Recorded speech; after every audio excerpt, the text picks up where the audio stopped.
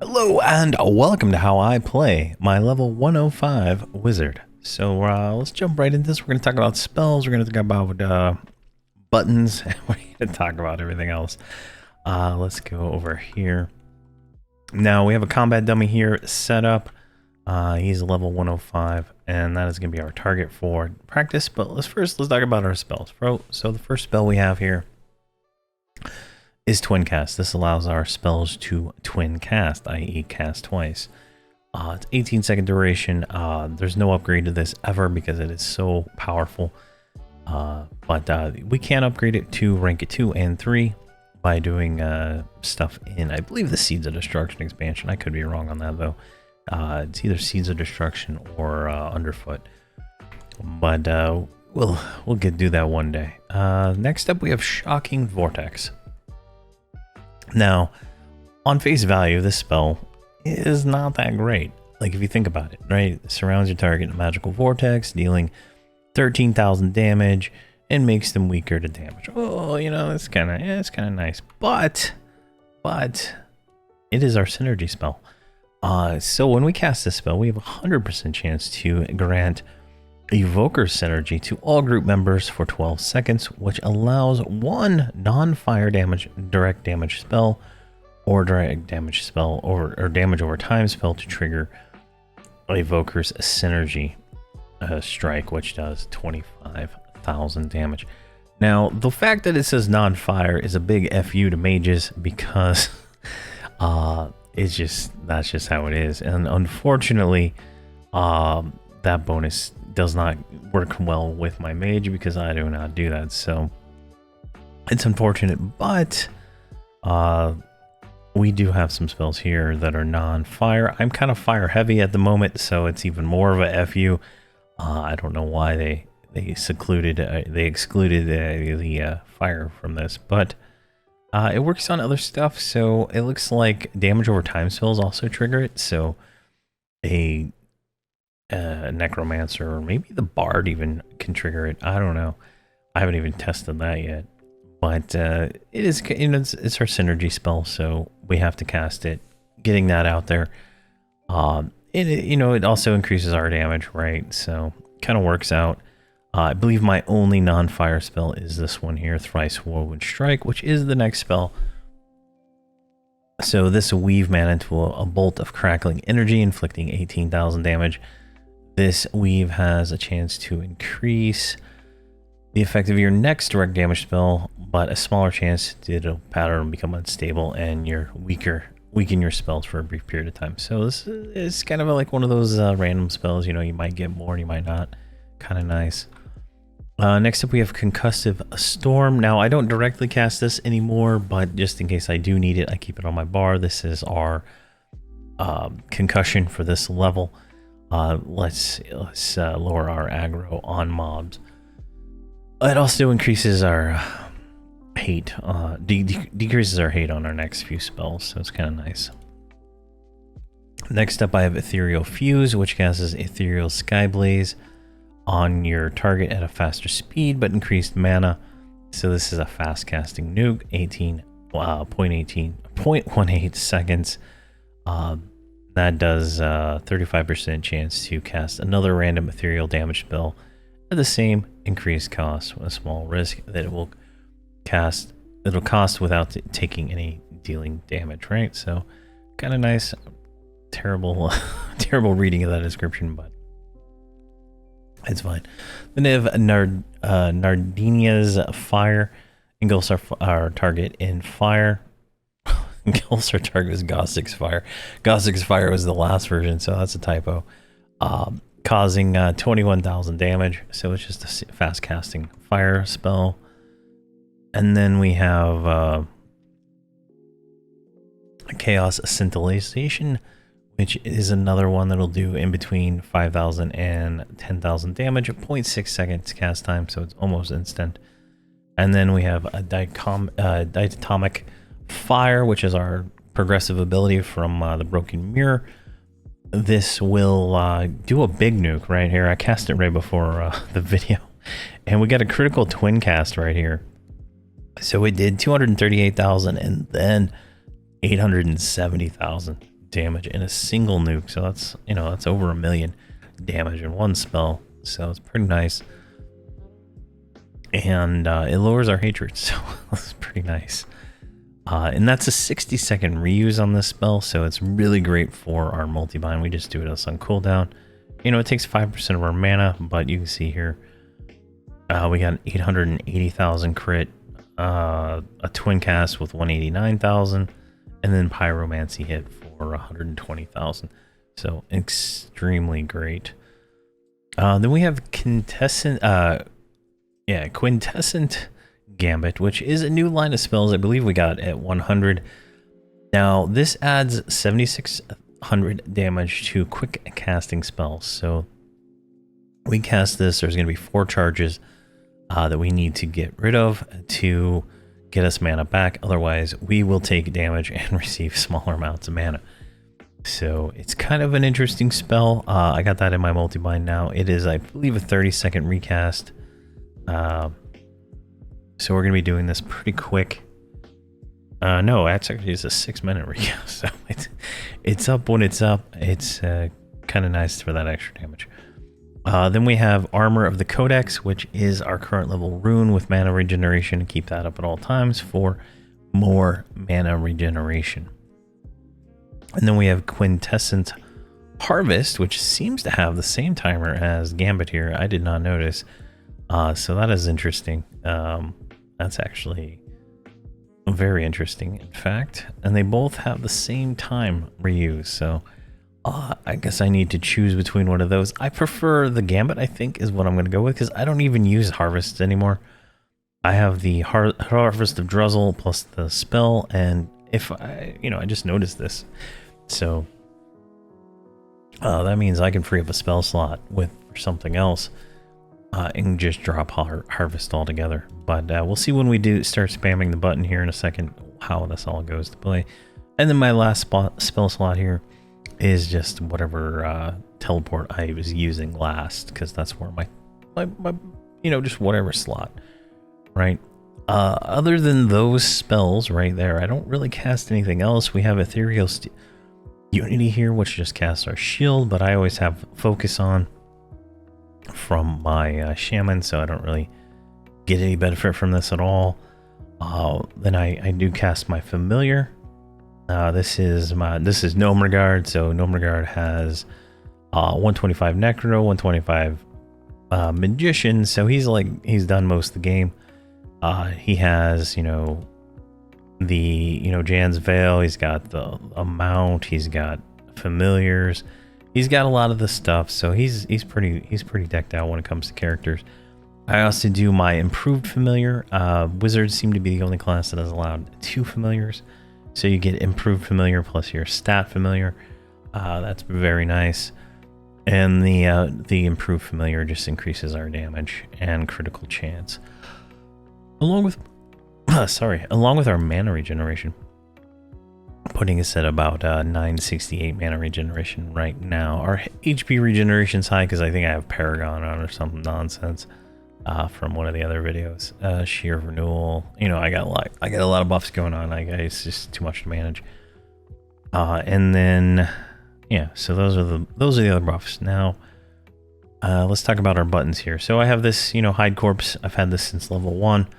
Hides out all the NPC corpses, auto inventories anything in my hand. I do run a mage, so I'm, you know, summoning mod rods and other things, so those all get stuck on my hand. I just have all my characters auto inventory on 1, so I just clear all that out real quick. And then I also forage, because foraging is great. Always forage. It's not even set up, is it? So stupid. Got reset, I guess. I don't even see it there. What? Did I not buy it on this character? I didn't. There we go. Alright, I'll just buy all, because I'm gonna go with that, yeah.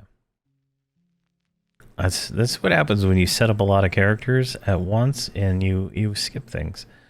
And these trade skill things are whatever. It's not that important. There we go. All right. So now he will forage when I press 1. So there we go. Perfect. And auto inventory that. Now we have my assist button here, which is the pretty standard assist button for all my characters. X target 19 is my main assist target, so my tank over there in that pile is the main assist, and he got this combat dummy targeted. Do pet swarm, pet attack, and use a mod rod. Now, the wizard does not have a pet directly, but he does have a summoned swarm pet that he can throw into the mix, and so I make sure I can move that mob around as needed.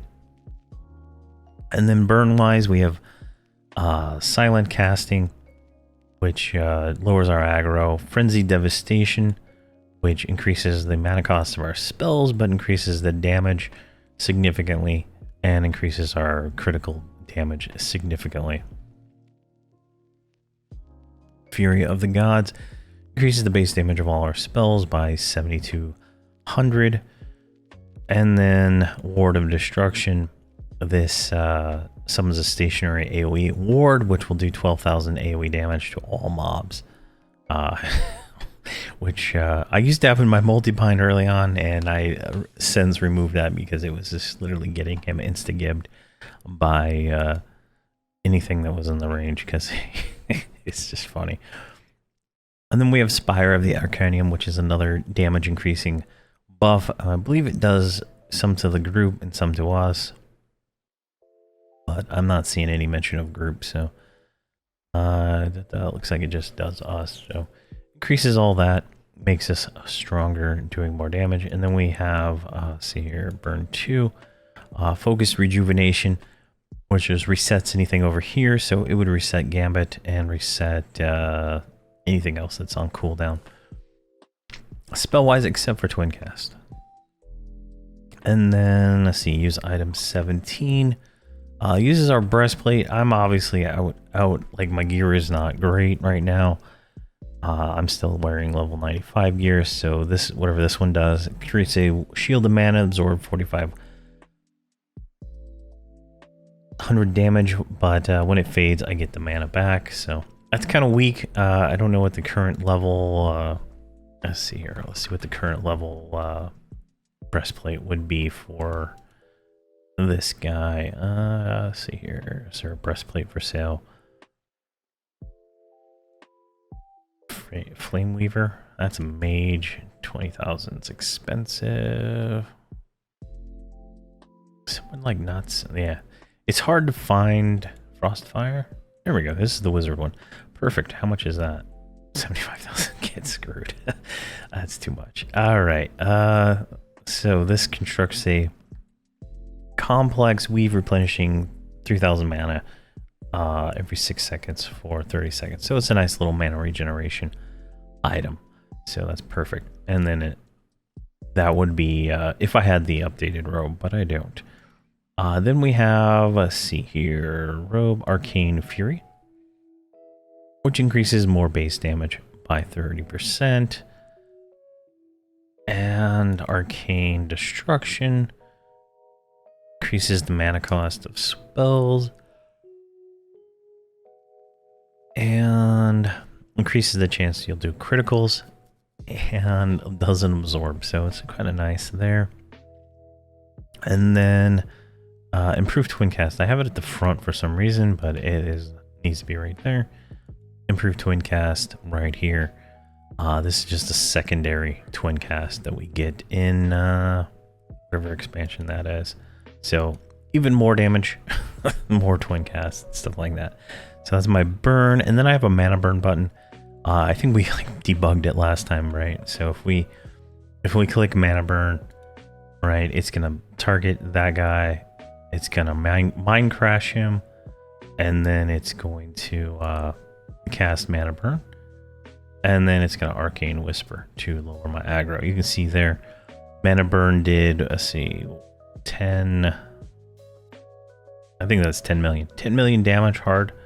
A hard 10 million damage. So, that's that's a pretty good amount of damage. It took 50% of my mana. So just we'll see how the crits are when we start casting this here. But it's a nice little burn ability. It is what Oh, it tells me right here. Consume mana to deal 2.4 million. But it did more than that. I locked it too. I don't know what that even means. And then prevents mana burns from hitting more, but it's pretty nice, and it's a 20-minute reuse, so it's definitely worth it. I just have this kind of covered with the two aggro decreasing spells, because if I don't, I might have a risk of chance of dying. All right, so everything else is pretty basic. I have a debuff button here that does the spell and then lower element. I don't think I have lower element on the bar anywhere. Here is lower element. Just lowers resist. It's kind of nice when it's used, and then dispel. It's just nice to have a character that can dispel using the AA on demand, just in case there's a damage shield or something. All right, so I'm going to do my multibind real quick, and you'll see I'm only pressing the 5 button. And let me explain that real quick, just in case. So if I go to my hotbar 6, which is this one right here, everything is bound to 4 and 5. Every button is bound to 5. You can see right here, everything says 5 on it. And then its alternate button is 4. So I can press 4 or 5, and they'll do any of those actions, right? And that's for these two hotbars here. Everything's bound to 5. So if I just push 5 right now, you'll see that we got Gambit, and then all the AAs go off, right? Force of Ice, Force of Will, Force of Flame. That's, you know, significant amount of damage right there. And then Dichomic Fire, you know, it's insane amount of damage right now. Let's see here, and I think we've already burned off the Gambit, I think, at this point. I don't see it. I don't see it anywhere. So you can see there's like, I'm only pushing 5 this whole time, so it's just kind of like the amount of damage we're doing here, like 190k, 120k, 386k, 153k. These are like getting twin casted. These are 100 or 1.4 million for Arcane Fusion. Let's see here, Nerdy's Fire, 409k. Just insane amount of damage, right? And I have this character kind of set up in the sense that I'm going for fast nukes. Now, typically I wouldn't go for fast dots, but I'm going for fast nukes because mobs don't live long enough for me to cast enough spells sometimes. There was another 1.4 million right there. What is Arcane Fusion? Where is that coming from? See, V Arcane Fusion right here. It's an AA ability.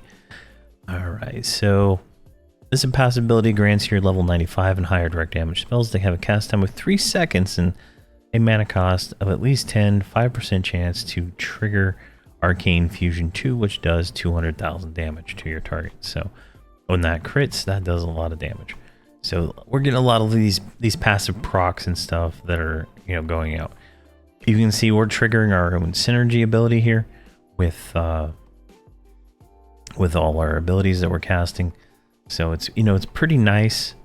And you can see I'm hitting pretty much every ability on this bar right now.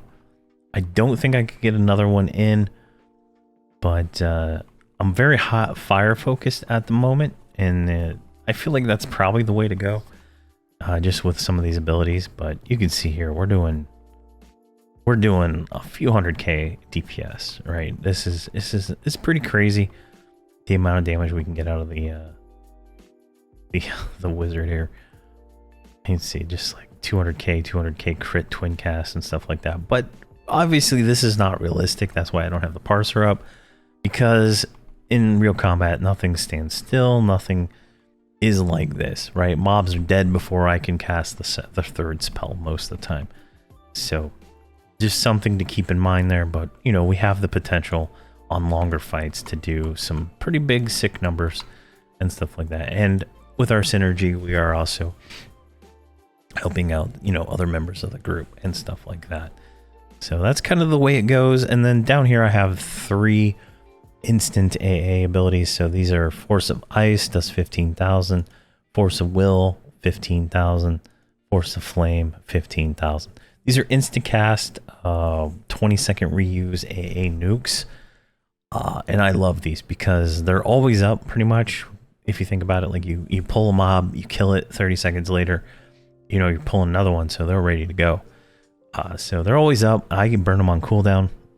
They're kind of high on the mana. You can see here we kind of went down a little bit on mana, but I don't have the bard playing songs. I don't have, you know, all the other synergies going on that are normally going on. I pop Paragon and on cooldown on my Beast Lord. So things like that are, you know, regenerating our mana while we fight.